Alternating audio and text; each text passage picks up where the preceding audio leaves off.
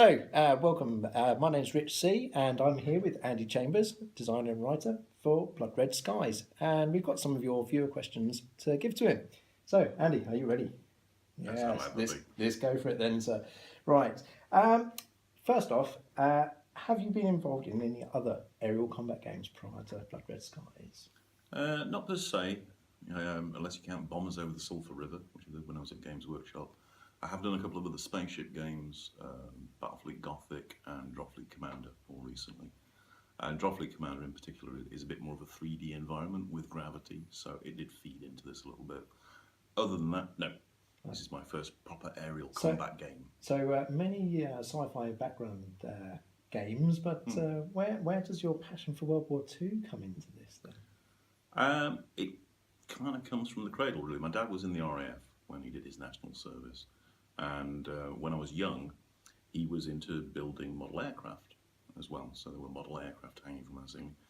And I had a Hurricane above my bed and a Sopwith Camel. So planes have always been there for me to a certain extent. And not something I really pursued as tabletop gaming until much later in life. In 2004, I started playing an online game called World War II Online, which involved flying, and I got into flying that way, and that really sparked it off for me. Fantastic. So, with the background knowledge and examples of all your sci-fi gaming, the passion for World War II, how's that come across into Blood Red Skies for you? Well, the games I've played with aerial combat all tend to revolve around a process of pre-plotting movement, and my experiences in terms of flying and what I read about in terms of Ace's biographies and things like that, it really wasn't a pre-plotty kind of an environment. There was a lot more seat of the pants and snap decisions. It was a very fluid fighting style that they had going on. There were tactics to it, certainly. But I didn't feel like the tabletop games were really getting the essence of what air combat was about. And particularly they tended to limit the number of planes that players could use at any one time, because when you're pre-plotting, there is going to be an upper limit on how many things that you can manage at once. So how does that make Blood Red Skies different to those plotting games? How many aircraft, for example, might you field? Blood Red Skies, I mean, the base game has got 6-a-side in it, which I consider to be a good little scrap. It'll handle 12 very, very easily, and up from there, I mean, crazy gamers like you, we'll probably get up to 24 in no time whatsoever. 24, so was that 4 squadrons? Yeah. Say, give or take? Yeah, fantastic. So within the game itself, I've heard it referred to from one of our guys, I'll just quote here, how do you get to the oh shit feel? That must have been how it felt for real for the pilots in the middle of the scrap. Whenever I design a game, I try and make it evocative for what's going on. I know if it's a game about heavy armour and big caliber guns smacking into each other, then that's what should come across in it. As I mentioned, with aerial combat, it's a lot more seat of the pants, literally. So one of the choices I made early on was to use a kind of dice pool system where you weren't trying to roll specific numbers. You were just rolling a number of dice, and effectively you needed a 6 on any of them to succeed. And if you had better chances, you got more dice. If you had worse chances, you got less dice. And it works that way. The net effect, though, is that you can never be guaranteed.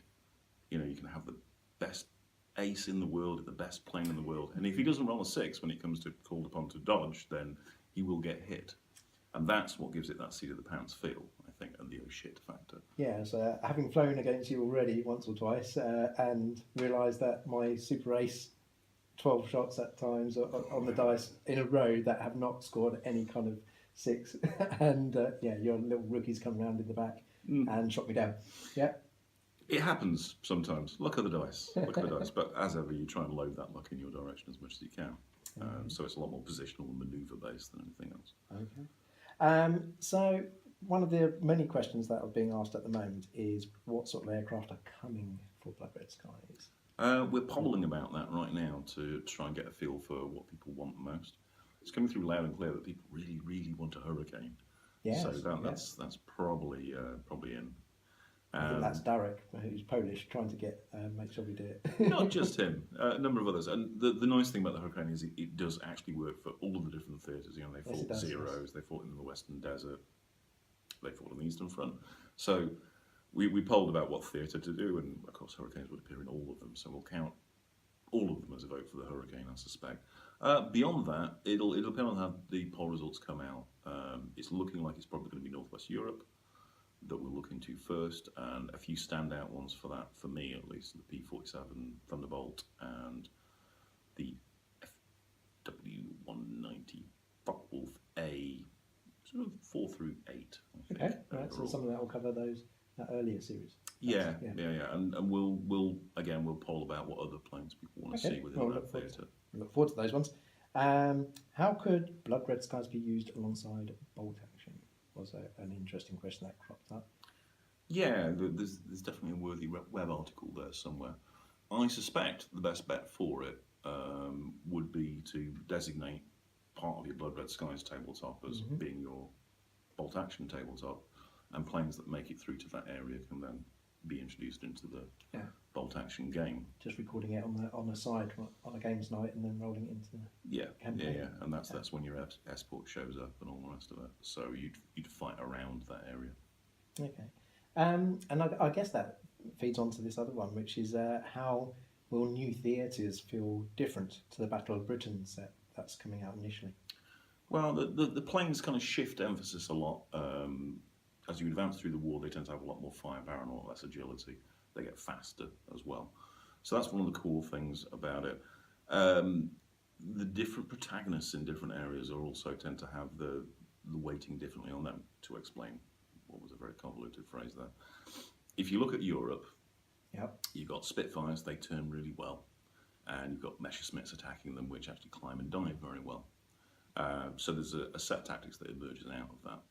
If you look at the Far East, Japanese planes turn really well, and it's the American planes that dive and climb really well. So it kind of inverts about whether it's the Axis or the Allies, and there's a lot more sort of like doctrinal changes that start to come in as well. In the course of trying to work up to doing supplements for different theatres, we'll take a look at the specifics, shall we say. It's like the Eastern Front overwhelmingly was fought at low levels, a lot closer to the ground than it was in the West. So, as an example, were I to do an Eastern Front supplement, I'd work with that and make that an important factor. So that might suggest that ground attack would perhaps come into it to some degree. Ground attack's got to come in at some point, because it was really a key feature of all the different theatres. It's one of the reasons you're in the air is to attack things on the ground, and one of the reasons fighters are up there is to prevent that happening. Yeah. So, yes, I'd really love to do something on ground attack.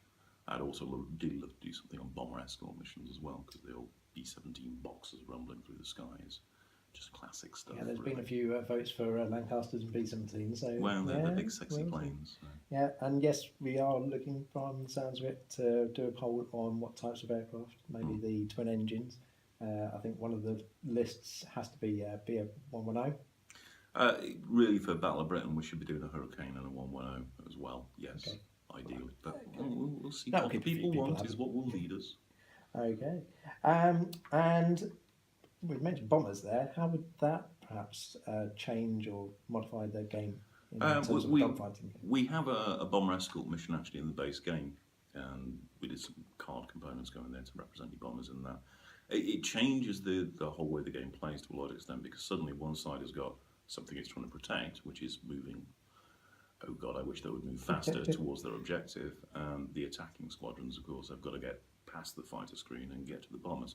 So it changes the dynamics an awful lot from a very much a one-on-one kind of melee into a lot more of a tactical game once you start doing bomber escort. Fantastic. Well, we're looking forward soon to get some battles in and actually do some video work on how the game flows and plays.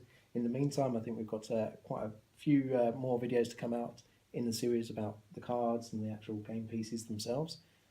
So for now, we'll say thank you very much, Andy. Good to see you. And we'll be talking to Andy soon. Talk to you soon as well. Bye.